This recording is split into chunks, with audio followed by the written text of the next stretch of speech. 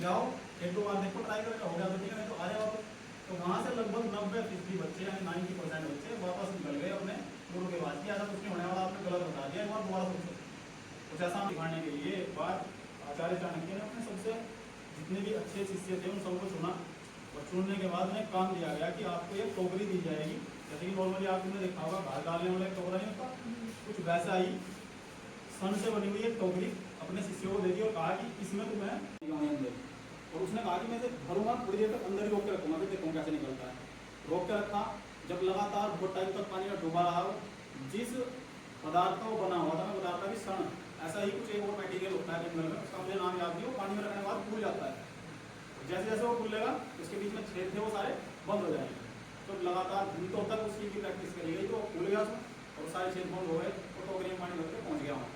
तो जो सारे बच्चे थे वो देख करके उसे दंग रह गए, ये कैसे संभव हुआ।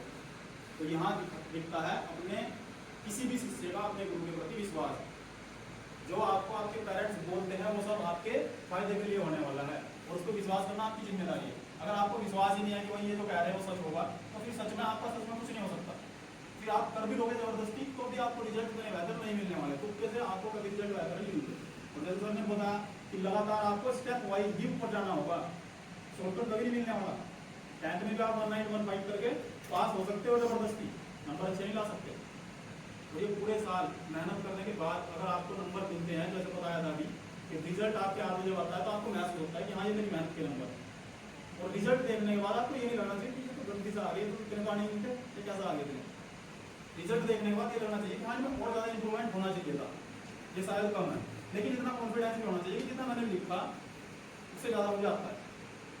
ये नहीं कि मेरे नंबर आगे 60% और मुझे 40% भी नहीं आता और मुझे खुश हो रहा है कि बस 60% तो मुझे हो गए, बिना मतलब करे बिना कुछ करे हो गए।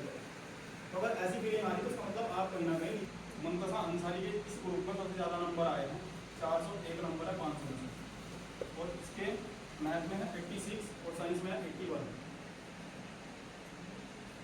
सम्मान के लिए सामने आ जाए पड़ेगा उसे। अगर आप सोचोगे कि मैं इस मेहनत को कम कर दूँ या उसके बराबर रख लूँ फिर वहीं रुक जाऊँगा, ऐसा कभी नहीं होता। ये दुनिया कहीं से भी स्टेबल नहीं है, बिल्कुल स्थिर कुछ नहीं है, दुनिया स्थिर नहीं है। इसका मतलब या तो वो नीचे की तरफ जाएगा या ऊपर की तरफ जाएगा, और अगर आप एक जगह रुकने की कोशिश करोगे तो हमेशा नीचे जाओगे, अगर आप हमेशा ऊपर बढ़ने की कोशिश करोगे तो कम से कम मेंटेन तो रहोगे, जहाँ हो वहाँ तो रहोगे। तो अगर वहाँ भी बने रहना है तो उसके लिए भी ज़्यादा मेहनत करनी पड़ेगी, और यहाँ से आपकी शुरुआत भविष्य की होनी है। ये मार्कशीट हर जगह लगेगी। आप इसके बाद 12th करोगे, ग्रेजुएशन करोगे, पोस्ट ग्रेजुएशन करोगे, PhD करोगे,